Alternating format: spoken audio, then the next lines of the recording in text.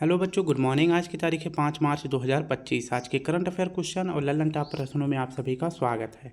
बच्चों, आज हम सॉल्व करेंगे 5 मार्च के 10 करंट अफेयर क्वेश्चन और हर प्रश्न के नीचे 3 से 4 ललन टॉप क्वेश्चन रहेंगे जो कि कुछ महीने पुराने करंट अफेयर क्वेश्चन होंगे जिनका हम रिवीजन करेंगे।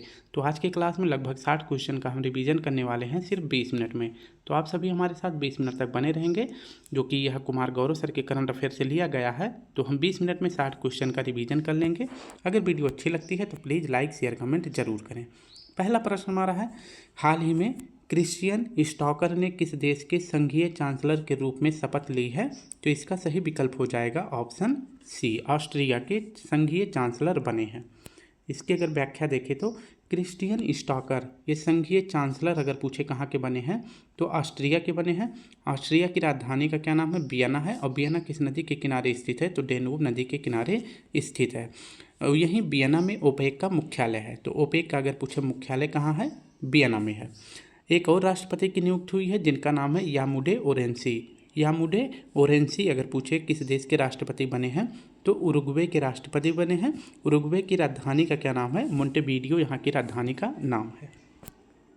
नेक्स्ट हमारा प्रश्न है, हाल ही में चर्चा में रहे ब्लू घोस्ट मिशन का संबंध किससे है? तो यह चंद्रमा से संबंधित है। अगर बात करें कि नासा के द्वारा चंद्रयान 3 कब लॉन्च किया गया था तो 14 सितंबर को लॉन्च किया गया था।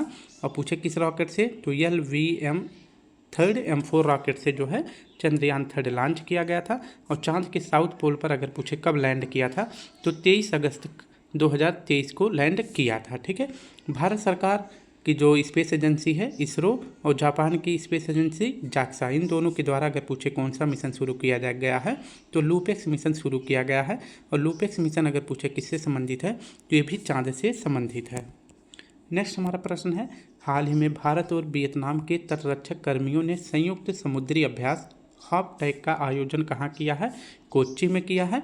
भारत और वियतनाम के बीच और कौन सा अभ्यास होता है? तो बिनबैक्स अभ्यास होता है। वियतनाम की राजधानी का क्या नाम है? हनोई। और वियतनाम की मुद्रा का क्या नाम है? डोंग यहाँ की मुद्रा है। हाल ही में AI चैटबॉट सेवा किसने लॉन्च किया है? तो सेवा को शुरू किया है सेबी ने। प्रतिवर्ष वर्ल्ड वाइड वेब दिवस कब मनाया जाता है? 1 अगस्त को मनाया जाता है। वर्ल्ड वाइड वेब की अगर पूछे खोज किसने करी थी तो टिम बर्नर्स-ली ने करी थी। ठीक है। दूसरा प्रश्न हमारा है, हाल ही में विजिटर अवार्ड किसने प्रदान किए हैं? तो इसका सही विकल्प हो जाएगा राष्ट्रपति जी ने प्रदान किया है। विजिटर अवार्ड अगर पूछे किसने प्रदान किया है तो राष्ट्रपति द्रौपदी मुर्मू जी ने प्रदान किया है इस बार। और यह कहाँ प्रदान किया है? तो दिल्ली के राष्ट्रपति भवन में प्रदान किया गया है यह अवार्ड। यह अवार्ड कितने लोगों को दिया गया है, यानी कि कितने क्षेत्रों में दिया गया है? तो 4 क्षेत्रों में दिया गया है। किसमें? नवाचार के क्षेत्र में किसे मिला है? तो BHU के प्रोफेसर श्री येला श्री कृष्णा जी को दिया गया है। भौतिकी के क्षेत्र में अश्वनी कुमार को दिया गया है। बायोलॉजी के क्षेत्र में रीना चक्रवर्ती जी को दिया गया है। और तकनीकी क्षेत्र में डॉक्टर वेंकट चिंताला जी को दिया गया है। ठीक है। तो विजिटर अवार्ड किस क्षेत्र में दिया जाता है? नवाचार और अनुसंधान के क्षेत्र में दिया जाता है। नेक्स्ट अगर बात करते हैं कि फोर्ब्स और पेंसिल्वेनिया विश्वविद्यालय की वर्ष 2025 की दुनिया की सबसे शक्तिशाली देशों की सूची में भारत को कौन सा स्थान मिला है? तो 12वां स्थान मिला है। हंगर इंडेक्स में भारत को कौन सा स्थान मिला है? 105वां स्थान मिला है। एशिया पावर इंडेक्स और यूनिकॉर्न इन दोनों में भारत को 3रा स्थान मिला है। ग्लोबल फायर पावर इंडेक्स में भारत को 4था स्थान मिला है। साइबर क्राइम इंडेक्स और क्लाइमेट चेंज परफॉर्मेंस इन दोनों में 10वां स्थान मिला है। पर्यावरण प्रदर्शन सूचकांक में 176वां स्थान मिला है। और नेक्स्ट हमारा ऑप्शन है 134वां स्थान किस में है? तो मानव विकास सूचकांक में है। 93वां स्थान भ्रष्टाचार धारणा सूचकांक में है। 159वां स्थान किस में? प्रेस फ्रीडम में है। 129वां स्थान किस में है? तो ग्लोबल जेंडर गैप इंडेक्स में है। 108वां स्थान जेंडर इनक्वालिटी इंडेक्स में है। 116वां स्थान किस में है? तो शांति सूचकांक में है। हाल ही में अंतर्राष्ट्रीय सौर गठबंधन रूपरेखा समझौते पर किसने हस्ताक्षर किए हैं? तो मोल्दोवा देश ने करा है। अंतर्राष्ट्रीय सौर गठबंधन का अगर पूछे मुख्यालय कहाँ है? तो गुरुग्राम हरियाणा में है। नेक्स्ट अगर बात करें कि 104वां देश अगर पूछे कौन सा है जो अंतर्राष्ट्रीय सौर गठबंधन में शामिल हुआ है तो आर्मेनिया है। हाल ही में सफल परीक्षण चक्र किसने प्रारंभ किए हैं? तो CBSE के द्वारा प्रारंभ किया गया है। हाल ही में पेरिस ओलंपिक 2024 में टेनिस में पुरुष एकल वर्ग का स्वर्ण पदक किसने जीता है? तो नोवाक जोकोविच ने जीता है। तीसरा प्रश्न है, हाल ही में किसे CPSE को नवरत्न का दर्जा दिया गया है? तो इसका सही विकल्प हो जाएगा ऑप्शन डी।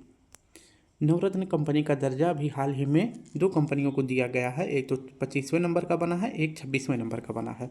25वें नंबर का IRCTC बना है, जो रेलवे में खान पान का ध्यान रखता है। आप सभी देखते होंगे जब रेलवे में जाते होंगे तो खाना वगैरह कौन लेके आता है, किसके तहत आता है? तो IRCTC के तहत आता है।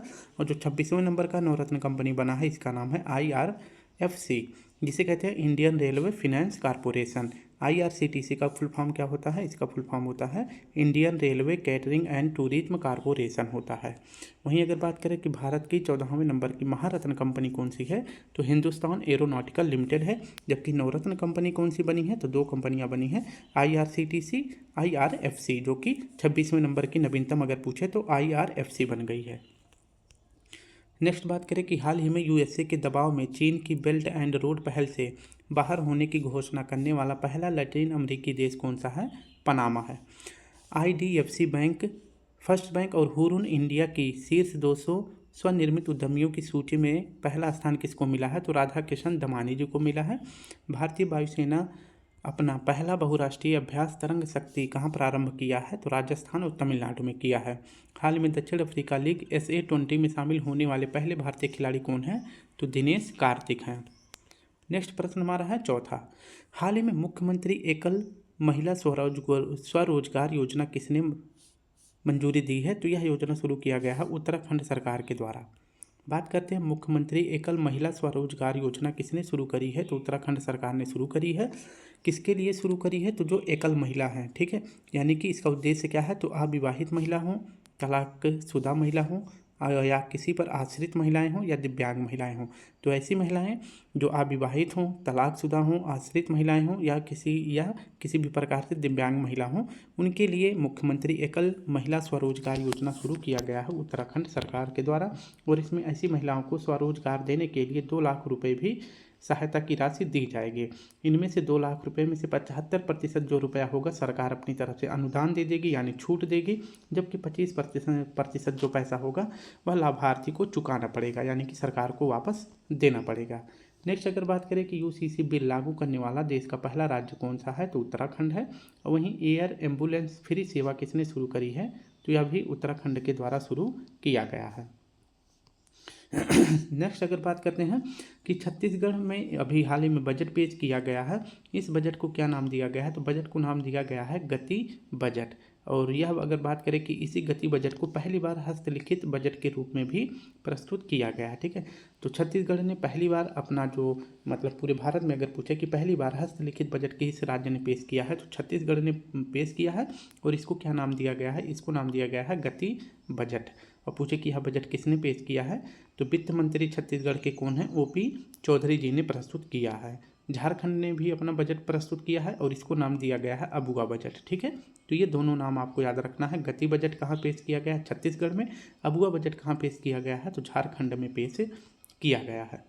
हाल ही में चर्चा में रही बैलिस्टिक मिसाइल एतमाद और एंटी वॉरशिप क्रूज मिसाइल गदर 380 का संबंध किससे है? तो ये दोनों मिसाइलें संबंधित हैं ईरान से, ठीक है। SCO का जो 9वां सदस्य देश बना है वो ईरान बना है। और ईरान के राष्ट्रपति कौन बने हैं? मसूद पेजेस्कियन बने हैं। हाल ही में 150 गंतव्यों को जोड़ने वाला देश का पहला हवाई अड्डा कौन सा है? तो दिल्ली एयरपोर्ट है।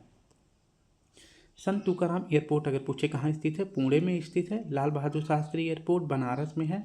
सुभाष चंद्र एयरपोर्ट कोलकाता में है। शहीद भगत सिंह एयरपोर्ट चंडीगढ़ में है। बाबा साहेब अम्बेडकर एयरपोर्ट कहाँ है? नागपुर महाराष्ट्र में है। हाल ही में विदेश मंत्रालय और न्यू स्पेस इंडिया लिमिटेड ने किस देश के मूनाल उपग्रह के प्रक्षेपण के लिए समझौता किया है? तो यह उपग्रह है नेपाल का। हाल ही में देश के पहले विश्व शांति केंद्र का उद्घाटन कहाँ हुआ है? तो यह स्थापित हुआ है गुरुग्राम हरियाणा में।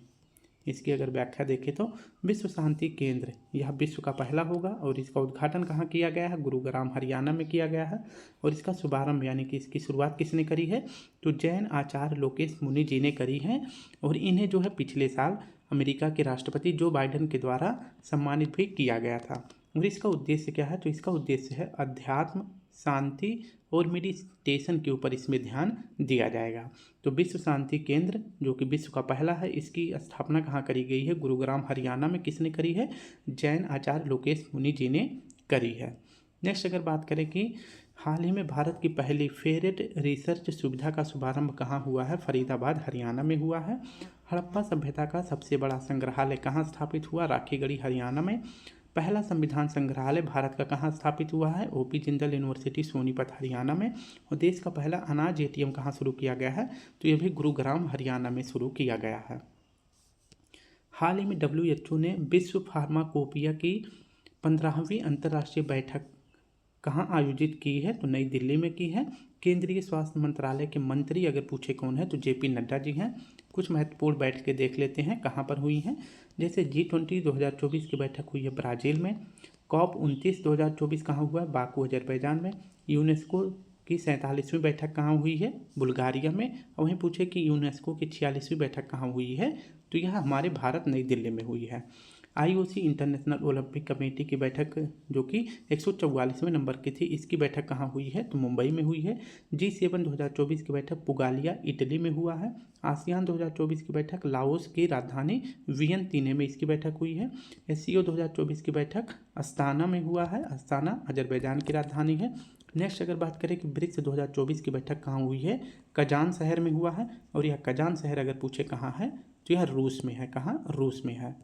नेक्स्ट हमारा प्रश्न है छठा, हाल ही में रक्षा लेखा महानियंत्रक का पदभार किसने संभाला है? तो हाल ही में CGDA कौन बनाए गए हैं? तो ये डॉक्टर मयंक शर्मा जी बनाए गए हैं। ठीक है, तो ऑप्शन सी हमारा सही हो जाएगा। तो CGDA यानी कि रक्षा लेखा महानियंत्रक कौन बने हैं? मयंक अग्रवाल जी बने हैं, ये आपको याद रखना है। नेक्स्ट अगर बात करते हैं कि CAG वर्तमान में कौन बनाए गए हैं? के संजय मूर्ति जी बनाए गए हैं। सेबी के 11वें अध्यक्ष कौन बने हैं? तुहिन कांता पांडे जी बने हैं। RBI के 26वें नंबर के अगर पूछे अध्यक्ष कौन बनाए गए हैं? गवर्नर कौन बनाए गए हैं? संजय मल्होत्रा जी बनाए गए हैं। मुख्य न्यायाधीश संजीव खन्ना जी ये जो है क्या बनाए गए हैं? तो ये मुख्य न्यायाधीश बनाए गए हैं। और किस नंबर के बनाए गए हैं? तो 91वें नंबर के बनाए गए हैं। जबकि मुख्य चुनाव आयुक्त कौन बनाए गए हैं? तो ज्ञानेश कुमार जी बनाए गए हैं। वित्त वर्ष 2023-24 में भारतीय निर्यात का शीर्ष गंतव्य देश कौन सा है? तो पहला स्थान USA का है और दूसरा स्थान UAE का है। हाल ही में राष्ट्रीय किसान दिवस कब मनाया गया है? तो 23 दिसंबर को मनाया गया है। और 2024 में थीम क्या रखी गई है? अन्नदाताओं को मजबूत करना। हाँ, नेक्स्ट प्रश्न देखें तो हाल ही में उत्तर भारत का सबसे बड़ा फ्लोटिंग सोलर पार्क ओंकारेश्वर कहाँ स्थित है? तो यह मध्य प्रदेश में स्थित है। नेक्स्ट प्रश्न है हमारा 7वां, हाल ही में जलवायु बजट पर ध्यान केंद्रित करने वाला पहला शहरी निकाय कौन सा है? तो यह है अहमदाबाद। ऑप्शन डी हमारा सही हो जाएगा। नेक्स्ट अगर बात करें कि अहमदाबाद अगर पूछे किस राज्य का शहर है? तो गुजरात का है। और अहमदाबाद ने पहली बार जलवायु बजट पर अपना बजट प्रस्तुत किया है और यह पहला शहरी निकाय बन गया है अहमदाबाद जिसने जलवायु परिवर्तन पर ध्यान केंद्रित किया है। और इसका टारगेट क्या है? तो अहमदाबाद का टारगेट है 2070 तक शुद्ध शून्य कार्बन उत्सर्जन करना। अहमदाबाद अगर पूछे किस नदी के किनारे स्थित है? तो साबरमती नदी के किनारे स्थित है। यूनेस्को के विश्व धरोहर सूची में शामिल भारत का पहला शहर अगर पूछे कौन सा है? तो अहमदाबाद है। और कब शामिल हुआ था? तो यह 2017 में शामिल हुआ था। और भारत का दूसरा शहर कौन सा है? तो अगर पूछे कि भारत का दूसरा शहर जो विश्व धरोहर सूची में शामिल हुआ है तो दूसरा शहर है जयपुर। और यह कब शामिल हुआ था? तो 2019 में शामिल हुआ था। तो भारत के 2 ही शहर ऐसे हैं जो यूनेस्को की विश्व धरोहर सूची में शामिल हुए हैं। हाल ही में संयुक्त राष्ट्र ग्लोबल कॉम्पैक्ट पहल में कौन शामिल हुआ है? तो GMR हवाई अड्डा शामिल हुआ है। हाल ही में वॉल स्ट्रीट जर्नल ने go to global destination for 2025 सूची में किसे शामिल किया है? तो मध्य प्रदेश को शामिल किया है। और इसके 3 स्थल जो यूनेस्को में शामिल हैं, खजुराहो 1986 में, सांची का स्तूप 1989 में, भीमबेटका 2003 में यूनेस्को में शामिल हुए हैं। हाल ही में संयुक्त राष्ट्र में भारत का अस्थायी प्रतिनिधि किसे चुना गया है या किसे नियुक्त किया गया है? तो P हरीश जी को किया गया है। हाल ही में दिवंगत DRDO वैज्ञानिक डॉक्टर राम नारायण अग्रवाल का संबंध किससे है? तो ये अग्नि मिसाइल से संबंधित हैं। हाल ही में यूकी भाभरी और पोपी रिन ने पहली बार कौन सा ATP 500 युगल का खिताब जीता है? तो दुबई ATP 500 युगल का खिताब जीता है। ऑप्शन ए हमारा सही हो जाएगा। अगर इसकी व्याख्या देखें तो दुबई 500 ATP टूर्नामेंट, इसका आयोजन कहाँ किया गया है? दुबई में ही किया गया है। इसका विजेता कौन बना है? तो यूकी भाबरी और पोपीरिन बने हैं। पोपीरिन कहाँ के हैं? ये ऑस्ट्रेलिया के हैं, ये आपको याद रखना है। और जो यूकी भाबरी हैं ये हमारे भारत के हैं। नेक्स्ट अगर प्रश्न की बात करें कि 2025 बेंगलुरु ओपन किसने जीता है? तो बैडन होल्ट ने जीता है। हाल ही में इस्माइल कार्यक्रम के लिए भारत सरकार ने किसके साथ $350 मिलियन के ऋण का समझौता किया है? तो एशियन डेवलपमेंट बैंक के साथ किया है। एशियन डेवलपमेंट बैंक की स्थापना 1966 में होता है। मुख्यालय इसका मनीला में है। वर्तमान में अगर पूछे इसमें 69वां देश कौन सा जुड़ा है? तो 69वां देश जुड़ा है इजराइल। और ADB के अगर पूछे अध्यक्ष कौन बनाए गए हैं? मसातो कांडा बनाए गए हैं। और ये किस देश के हैं? तो ये जापान के हैं। हाल ही में देश का पहला राइस ATM कहाँ लॉन्च हुआ है? उड़ीसा में।